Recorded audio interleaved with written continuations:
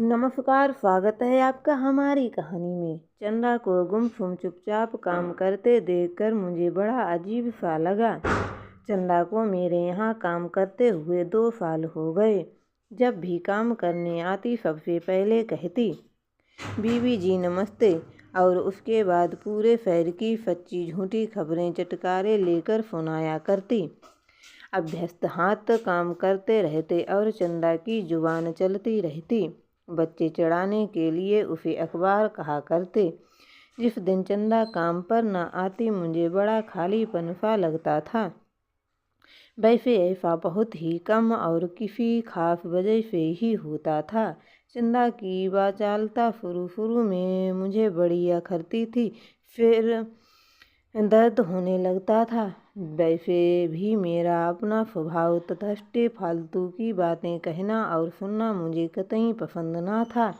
एक दिन मैंने चंदा को छड़क दिया, क्या बेसिर पैर की लेग बैठी है, चुपचाप काम कर लिया कर, ज़्यादा बातें सुनकर मेरा सिर दुखने लगता है। मेरी बातें सुनकर चंदा हतप्रभ रह गई। मुझे उसका उत्तर सुनकर गिलानी होने लगी। नाहक चंदा को डांटा।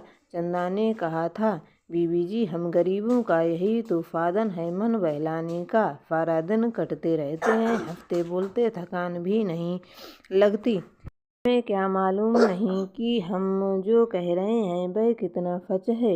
हमारे पास ना टाइम है ना पैसा ही कि सलीमा या सर्कस देख सकें। मैंने सोचा चंदा ठीक कह रही है, मुझे नहीं टोकना चाहिए था। बेचारी अपने मन की कह लेती है, क्या मेरा जाता है। बस इसके बाद मैंने कभी चंदा को नहीं टोका। धीरे धीरे मुझे आदत पड़ गई। वह बोलती रहती और मैं सुनती रहती, मात्र कहानी की तरह हुंकारे भरकर। जब भी मैं उसे घर में दिखलाई न पड़ती बच्चों से पूछकर ही दम लेती, बीबी जी कहाँ गई हैं। पर आज ना उसने नमस्ते की और ना ही कोई किस्सा सुनाया। मुझे भी देखकर अनदेखा कर दिया। क्या हुआ चंदा को, मैंने अपनी उत्सुकता दबा ना सकी। आखिर पूछ ही बैठी, क्या हुआ चंदा, आज तू इतनी बदल कैसे गई है। चंदा ने मुंह ऊपर उठाकर मेरी तरफ देखा। उसकी आंखों से झरझर आंसू बह रहे थे। आंखें गुड़हल के फूल जैसी हो रही थीं। मुंह पर खरोंचों के निशान और सूनी कलाइयाँ, फटी धोती, उलझे बाल। ये तो अपनी चंदा की सूरत नहीं है, क्या हालत बना ली है। किसी से झगड़ा कर आ रही है क्या। चंदा के सब्र का बांध जैसे टूट गया। किससे लड़ेगी बीबी जी, है ही कौन। बस एक वही तो है जिसके लिए सारा दिन खटती हूँ। आप लोगों के यहाँ काम करने आती हूँ, जरा ठीक कपड़े पहनकर सलीके से आती हूँ। औरों की तरह मेरे कपड़ों और शरीर से बदबू नहीं आती। बस इसी बात पर उसने मुझे बहुत मारा। मुझ पर शक किया, कहता है इश्क लड़ाने जाती है। चंदा की बातों ने मुझे भावुक कर दिया। मैंने चंदा को उठाया, चुप कराया, चाय के साथ 2 रोटी खाने को दी। पर सांत्वना के नाम पर मेरे पास जैसे शब्द समाप्त होते जा रहे थे। चंदा की सूजी कलाइयों को देखकर मैंने कहा, चंदा खाली कलाइयाँ अच्छी नहीं लगती, ले मैं चूड़ी ला कर देती हूँ, पहन ले। चूड़ियों का डिब्बा खोलकर मैं चूड़ियाँ छाँटने लगी। हाथ चूड़ियाँ छाँट रही थीं और मन विगत में दौड़ा जा रहा था। ऐसी ही एक रात, शायद जेठ का महीना था। हम सब बच्चों को लेकर ऊपर छत पर लेटे थे। ठंडी हवा के शीतल झोंकों का स्पर्श पाकर बच्चे सो रहे थे। मुझे भी नींद आने लगी। तभी नरेंद्र ने मुझे अंदर कमरे में चलने का इशारा किया। तुम पहुँचो, मैं अभी आई, मैंने कह तो दिया, पर ठंडी हवा के स्पर्श से मुझे नींद के आगोश में सुला दिया। कब तक सोती रही पता ही नहीं। आंखें खुली तो देखा आकाश गहरा पीला हो रहा था। हवा की फाएं फाएं बढ़ रही थी, शायद आंधी आने वाली थी। पास की चारपाई पर देखा खाली पड़ी थी। नरेंद्र वहाँ नहीं थे। कमरे की बत्ती जल रही थी। बच्चों को उठाकर अंदर ले चलने के लिए मैं कमरे में नरेंद्र को बुलाने जा पहुँची। नरेंद्र दीवार की तरफ मुँह किए लेटे हुए थे। उन्हें मैंने झिड़कते हुए कहा, देखो बहुत तेज आंधी आने वाली है, तुम यहाँ आकर सो गए हो। प्रत्युत्तर में जो कुछ हुआ उसे सोचकर आज भी रोमांचित हो जाती हूँ। काश उस समय धरती फट जाती और मैं उसमें समा जाती या फांसी का फंदा डालकर आत्महत्या कर लेती।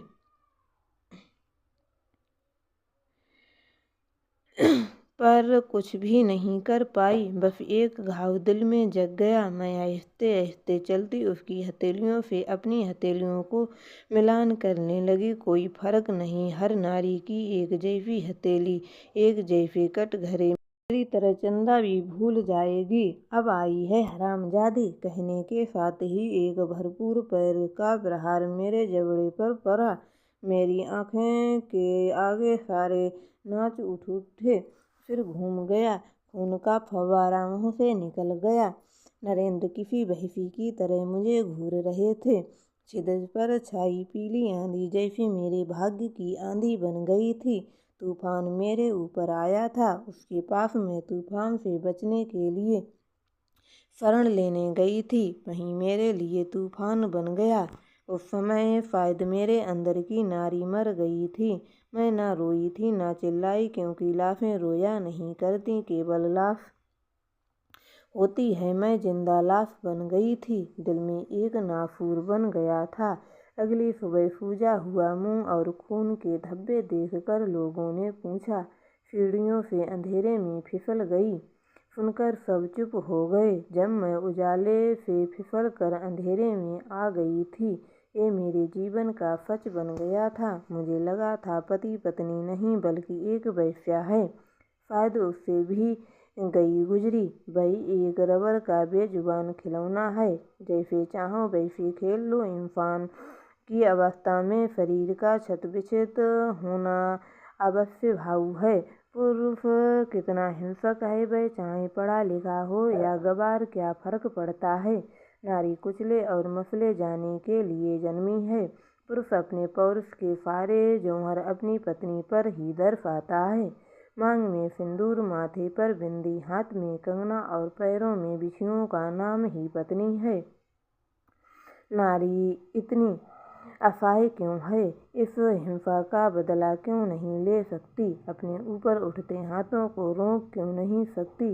वह कब तक सहेगी ये सब? आवेश के कारण जाने कब कैसे हाथ में पकड़ी चूड़ियों को मुट्ठी में भर खींच डाला। हाथों में ही टूट गईं और हथेली लहूलुहान हो गई।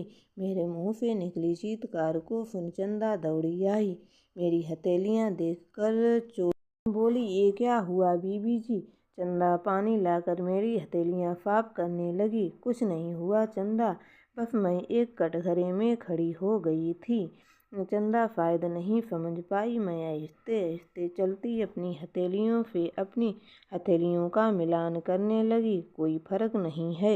एक औरत की एक जैसी हथेली, एक जैसे कटघरे हैं। मेरी चंदा भी भूल जाएगी।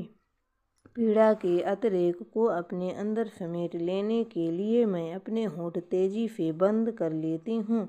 दूसरे हाथ में चंदा की कलाई के लिए रंग बिरंगी चूड़ियाँ। मैं हाथ बढ़ा देती हूँ, चंदा थाम लेती है। चंदा की कलाइयाँ फिर से चमक जाती हैं। तो दोस्तों, आपको हमारी ये कहानी कैसी लगी हमें कमेंट में ज़रूर बताएं एवं हमारे चैनल को सब्सक्राइब ज़रूर करें। धन्यवाद।